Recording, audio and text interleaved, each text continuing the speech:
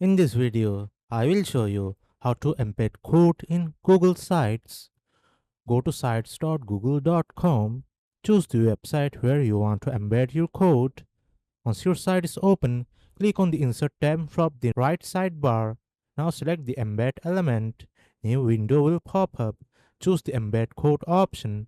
Paste your HTML or embed code into the provided box. Click Next to preview your embedded content will look. If everything looks correct, click Insert to place it on your page. You can resize the embedded section by clicking and dragging the corners.